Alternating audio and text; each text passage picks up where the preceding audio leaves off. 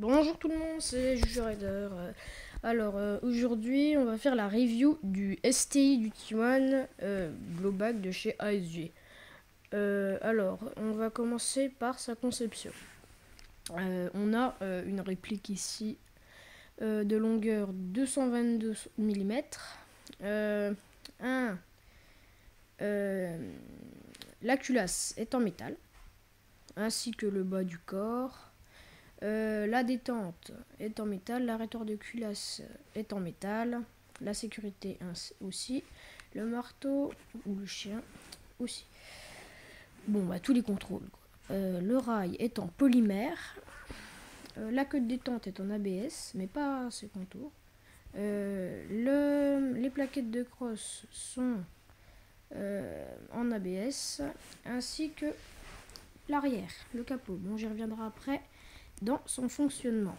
Voilà. Au niveau, déjà c'est une réplique CO2, donc ça fonctionne avec des petites sparklettes qu'on ne loge pas dans le chargeur, comme vous pouvez le constater. Vu que le chargeur est tout simple, c'est un bâtonnet métallique pouvant contenir 16 billes qu'on vient insérer par cet embout par un speed loader.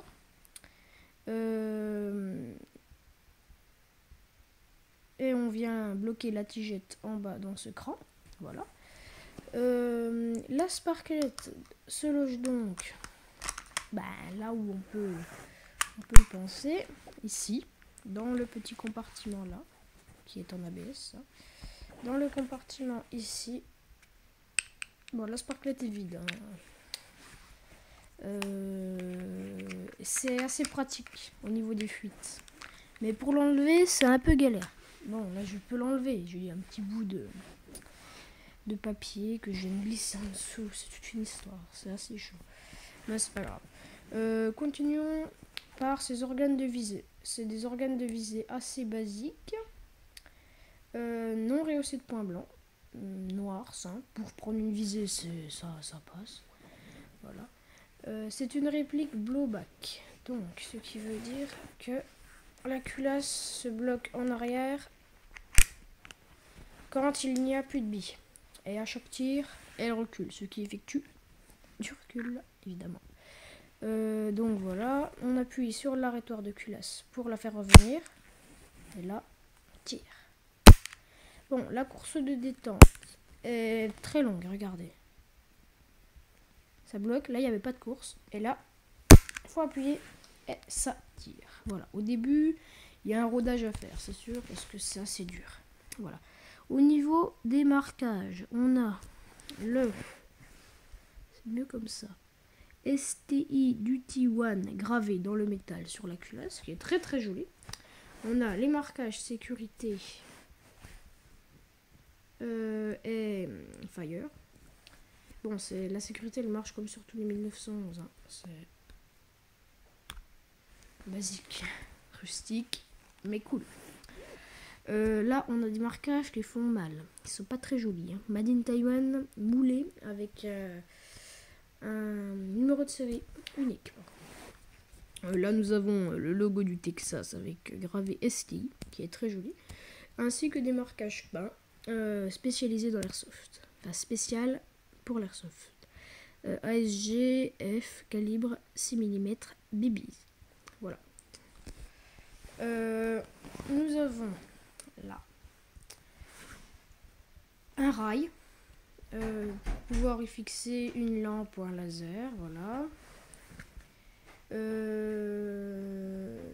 Il y a au niveau de ces inconvénients, quand même, il y en a. Il y a des inconvénients. Il y a à la fin de la sparklette. Quand on est obligé de réarmer le marteau pour tirer, il reste, si vous en avez marre, parce que là vous allez faire 18 chargeurs sinon à faire ça, ça va être un peu chaud pour enlever la sparklette parce qu'il restera beaucoup de gaz dedans, puis ça fait un peu mal aux joints quand vous faites ça.